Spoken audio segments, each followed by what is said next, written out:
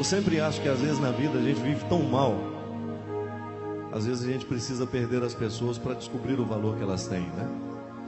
Às vezes as pessoas precisam morrer para a gente saber da importância que elas tinham. Uma vez na minha vida isso aconteceu. Estava eu na minha casa de manhã, quando eu recebi um telefonema que minha irmã estava morta.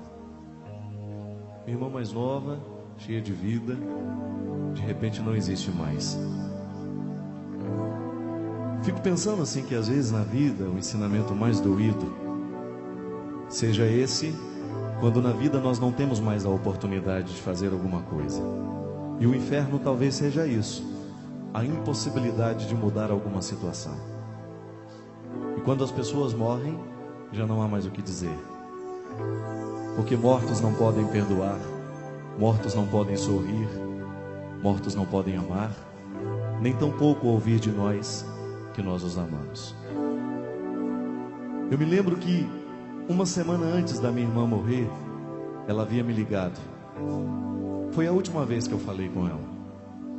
E eu me recordo que naquele dia eu estava apressado, muita coisa para fazer. E fiz questão de desligar o telefone rápido. Sabe quando você fala, mas fala na correria, porque você tem muita coisa para fazer? E foi assim. Se eu soubesse que aquela era a última oportunidade de ver a minha irmã, de olhar nos olhos dela, de falar com ela, certamente eu teria esquecido toda a pressa. Porque quando a vida é assim, e você sabe que é a última oportunidade, você não tem pressa para mais nada. Já não há mais o que fazer. E essa é a beleza da última ceia de Jesus. Não há pressa. O momento é feito para celebrar. A mística da última ceia está ali. Jesus reúne aqueles que para ele tinham um valor especial. Inclusive o traidor estava ali. E eu descobri com isso, com a morte da minha irmã, que eu não tenho o direito de esperar amanhã para dizer que amo, que eu não tenho o direito de esperar amanhã para perdoar, que eu não tenho o direito de esperar amanhã para abraçar, dizer que é importante, que é especial, não. O amanhã eu não sei se existe, mas agora eu sei que existe. E às vezes na vida nós perdemos. Eu lembro quantas vezes na minha vida de irmão com ela passávamos uma semana sem a gente se falar, porque houve uma briga, uma confusãozinha, a gente se dava o luxo de ficar uma semana sem falar. E hoje eu não tenho nem mais 5 minutos para conversar com alguém que foi importante, que foi parte de mim. Não espere as pessoas morrerem. Não esperem as pessoas irem embora. Não espere o definitivo bater a sua porta. Nós não conhecemos a vida e não sabemos o que virá amanhã. Viva como se fosse o último dia da sua história.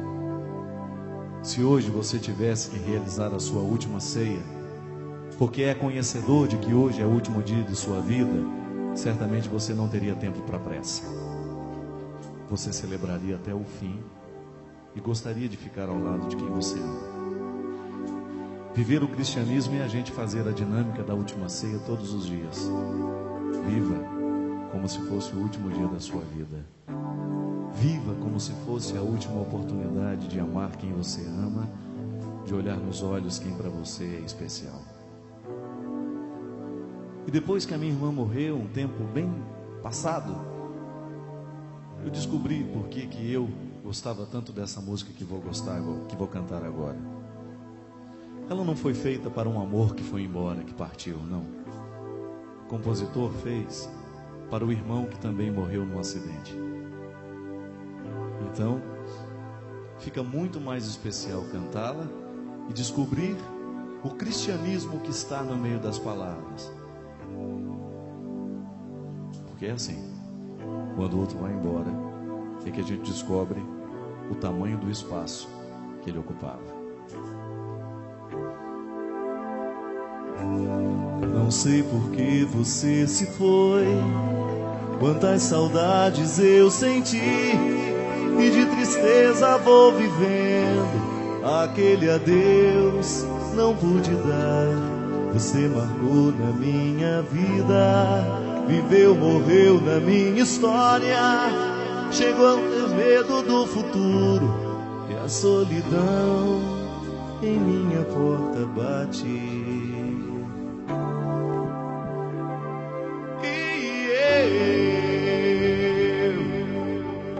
Gostava tanto de você, gostava tanto de você, gostava tanto de você. Não sei por que você se foi, quantas saudades eu senti, e de tristeza vou vivendo.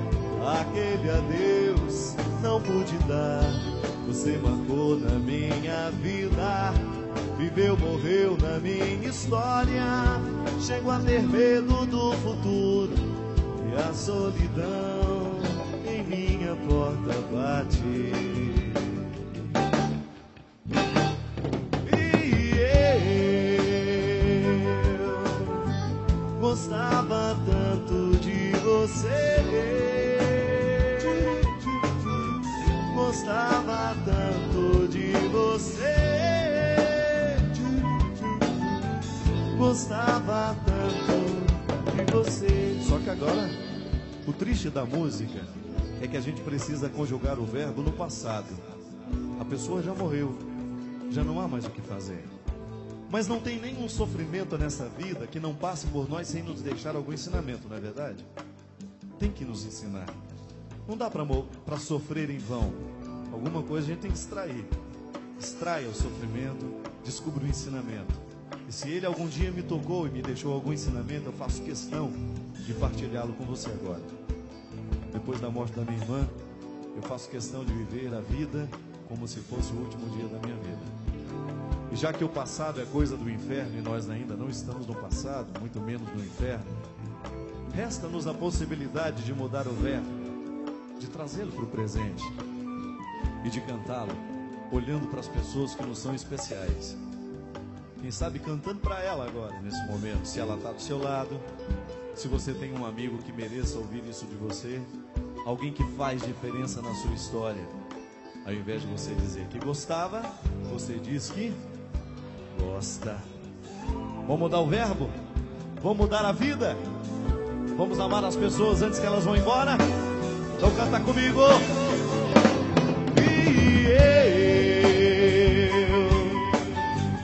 Eu gosto tanto de você,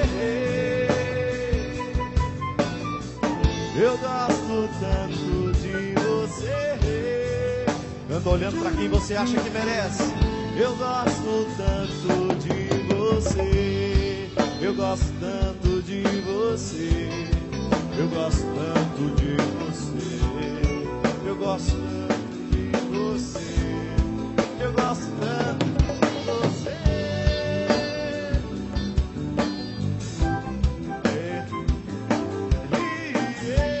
Vai, seu Nereu. Eu gosto tanto de você, eu gosto tanto de você, eu gosto tanto de você, eu gosto tanto de você, eu gosto tanto de você, eu gosto tanto de você, eu gosto tanto de você. Agora quero ouvir só vocês e essa praça cantando bem forte.